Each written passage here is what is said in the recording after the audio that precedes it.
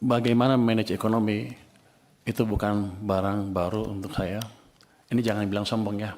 Tapi kan Anda mesti tahu, nanti saya harus meyakinkan bapak-bapak kan. Jadi saya berangkat belajar sebelum krisis 95.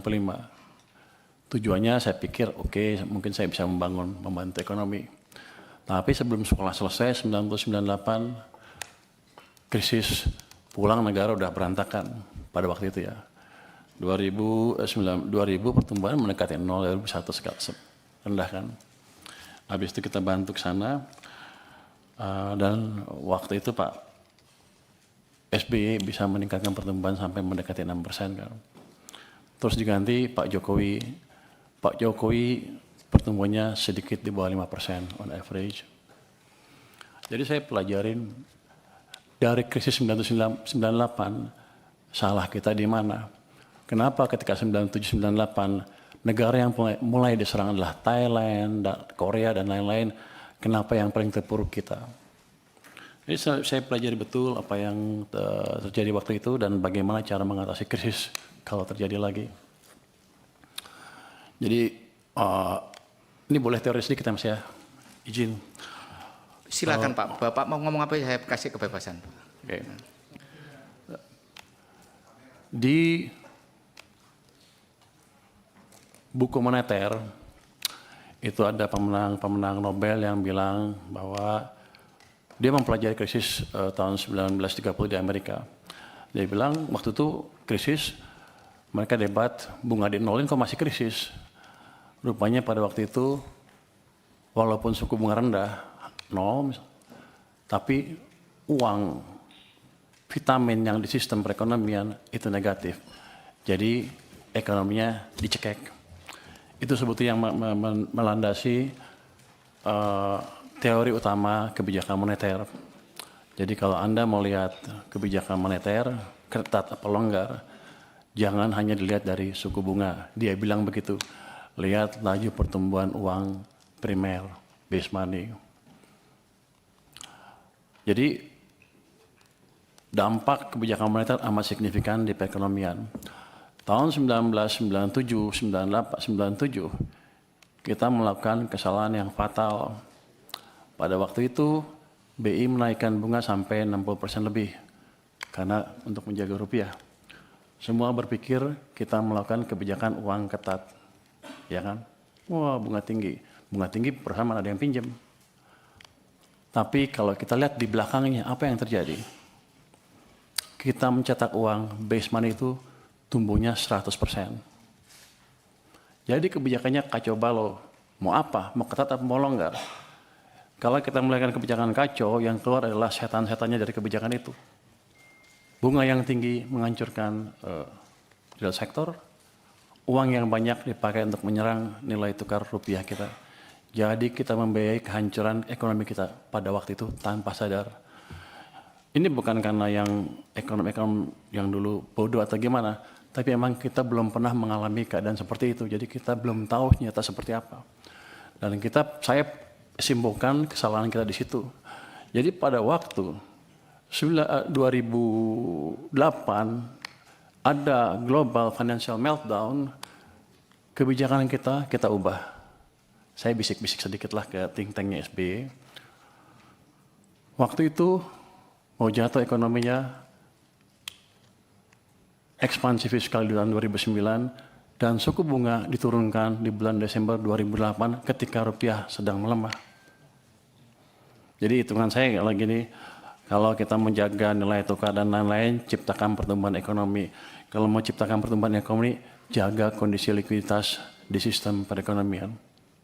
Itu yang terjadi. Saya pikir dengan edukasi tahun 2008-2009 itu, semua orang sudah mengerti kan banyak ekonomi yang lihat. Rupanya lupa terus kita. Kita tuh cepat lupa, makanya ada siklus bisnis ekonomi naik, ekonomi naik, ekonomi turun. Sepertinya setiap 7 tahun kita lupa. Untung saya masih ingat sedikit-sedikit. 2015 ketika Pak Jokowi ngambil pemerintahan, kondisinya sama. Kebijakan sedang ketat. Saya pindah ke KSP untuk memberi masukan langsung pada waktu itu supaya kebijakannya dirubah. dan itu kebijakannya dirubah dan kita selamat. Itu jadi pembalikan ekonomi Indonesia bukan terjadi otomatis, semua karena intervensi kebijakan. Kebetulan Pak Jokowi cukup cepat mengambil langkah. 2020-2021 sama. Pada waktu COVID, semua nyalahin COVID akan menghancurkan ekonomi Indonesia katanya. Bank-bank mulai hampir berguguran. Saya waktu sedang di maritim, asik mancing lah. Saya pikir ngapain mikirin ekonomi lagi, udah pada jago di perekonomian kan. Tapi setelah kita lihat, base money pertumbuhannya berapa di situ? Di bulan Maret 2000, pertumbuhannya minus 15,3%. Minus, artinya ekonomi sedang dicekek padahal bunganya diturunkan. Ini salah kebijakan kita lagi. Jadi ekonominya turun, hampir hancur. Saya dipanggil ke istana, gimana? Ya udah Pak, dibalikin lagi aja. Gimana caranya? Ya udah, BI suruh kurangin penyerapannya ke sistem. Siapa lagi? Tambah uang ke sistem dari sisi fiskal juga Pak. Gimana caranya? Bapak punya uang kebanyakan di Bank Sentral. Waktu itu ada 500 triliun, 29 triliun. Balikin ke sistem. Di bulan Maret Mei 2021, dipindahkan uang sebesar 300 triliun dari BI ke sistem perbankan. Laju pertumbuhan uang naik lagi dari minus ke double digit 11, terus dijaga oleh Bank Sentral juga di atas 20%. Itu yang menyelamatkan ekonomi kita. Nah, saya pikir juga dengan pelajaran sepanjang itu kan, ya udah jago semua lah, ya udah kita santai aja. Gara-gara itu saya ngebantu sektor finansial pada waktu itu, saya dilempar ke LPS dengan tugas jaga stabilitas di sana. Saya hanya bisa jaga stabilitas. Kita selalu pro pertumbuhannya. Jadi ketika even Bank Sentral naikin bunga, LPS naiknya lambat sekali untuk menjaga supaya ekonominya nggak tumbuh terlalu lambat. Tapi kan instrumennya saya bilang tadi, bunga hanya salah satu. Uangnya seperti apa? Nah, rupanya sejak bulan 2023 bulan pertengahan itu, uang diserap secara bertahap terus ke bawah sampai pertumbuhannya 0 menjelang second half 2024. Jadi itu yang Anda rasakan di ekonomi, melambat dengan signifikan, real sector susah, semuanya susah. Maksudnya keluar tagline Indonesia apa? Gelap, Indonesia apa? Kita semua menunjuk ke ini gara-gara global. Padahal ada kebijakan dalam negeri yang salah juga, yang utamanya mengganggu kita karena 90% perekonomian kita didrive oleh domestic demand. Masuki 2025, Januari, Februari, Maret, April, membaik semuanya tiba-tiba, saya pikir udah insaf nih. Pertumbuhan uang sempat mencapai 7% di bulan April. Makanya ketika saya rasakan di bulan April, saya bilang, kita sudah keluar dari krisis, Indonesia akan cerah. Yang saya nggak tahu, Mei jatuh lagi, Juni jatuh, Juli jatuh, Agustus jatuh ke 0%. Jadi periode perlambatan ekonomi yang 2024 gara-gara uang ketat tadi dipulihkan sedikit, belum pulih penuh, direm lagi ekonominya. Itu dari sisi fiskal dan moneter. BI kita, nggak tahu nih pada marah sama saya nggak habis ini. Nanti tetap traktir ya. Pemerintah karena terlambat membelanjakan anggaran, membelanjakan APBN ya, uangnya kan dari Bank Sentral. Beliau rajin narik pajak. Gak apa-apa, masuk ke Bank Sentral. Kalau dibelanjain lagi, nggak apa-apa. Tapi ini kan nggak. Ditaruh sana santai-santai. Kering sistemnya. Bank Sentral kita juga sama, katanya saya nanti kan penguasa ya. Katanya punya apa di KSSK boleh menggayat sedikit kan ya. Jadi saya berani ngomong sedikit sekarang. Dulu saya nggak berani karena saya di LPS, wewenang saya nggak sampai sana. Jadi dua sisi mengetatkan kebijakan kita. Bank naruh uangnya di bank, padahal uang kita banyak. BI menyerah sampai 800 triliun, pemerintah pada satu titik sampai 500 triliun sampai lebih di bank sentral. Sistem kekeringan. Yang Bapak rasakan adalah yang kemarin demo itu karena tekanan berkepanjangan di ekonomi karena kesalahan kebijakan fiskal dan moneter sendiri yang sebetulnya kita kuasain. Yang jadi pertanyaan saya kan, di sini Komisi 11 rapatnya dengan Menteri Keuangan berapa ratus hari dalam setahun. Kenapa tidak pernah mempertanyakan itu? Dan sekarang saya datang ke sini tiba-tiba, udah semuanya pertanyaan banyak sekali yang harusnya sudah putus pada waktu itu. Tapi nggak apa-apa. Jadi ke depan yang saya lakukan adalah memperbaiki itu sebelum merubah yang lain-lain. Struktural lain kita bisa rubah, tapi quick win-nya di situ. Saya akan balik kondisi yang memburuk karena langkah kita sendiri. Oh gimana? Ya paling bagus kan percepat belanja anggaran. Oke, belanjanya cepat-cepat. Tapi yang kita tahu, itu nggak semudah membalik tangan.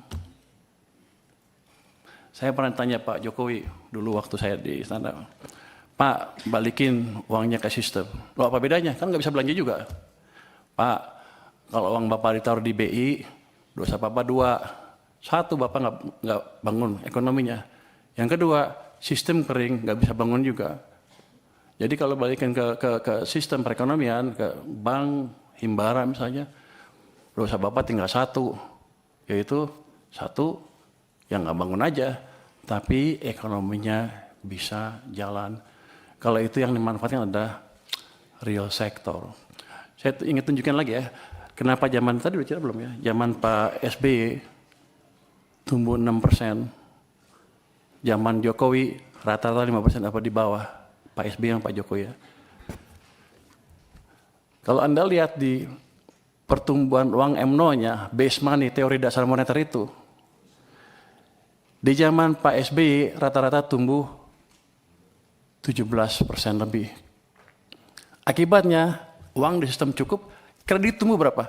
22%. Jadi pada waktu zaman Pak SBY, walaupun dia nggak bangun infrastruktur habis-habisan, private sector yang hidup, yang menjalankan ekonomi. Itu berhubungan juga dengan rasio tax. Ketika tax private sector yang jalan, dia akan lebih banyak bayar pajak dibanding pemerintah. Tax ratio kita tumbuh 0,5% lebih tinggi dibanding ketika zaman Pak Jokowi. Pada zaman Pak Jokowi, uang tumbuh hanya sekitar 7% MNO-nya. Bahkan di titik-titik itu sepanjang tahun, 2 tahun terakhir sebelum krisis, itu tumbuhnya 0%. Memang ekonomi sedang dicekek. Cuman saya nggak tahu waktu itu karena saya di maritim. Jadi kita 2020 saya diminta bantu, saya kaget. Pak, kenapa begini Pak? Bapak bangun apa-apa mati-mati pun nggak bisa. Karena mesin ekonomi kita pincang.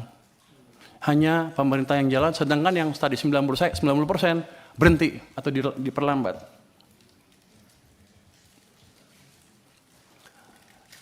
Zaman Pak Prabowo juga bisa sama. Ini sekarang masih baru. Kalau pemerintahnya masih lambat belanjanya dan mencekik perekonomian juga dari sisi lain dan moneternya juga sama, maka akan lebih buruk dibanding yang 2 zaman sebelumnya. Dua mesin mati.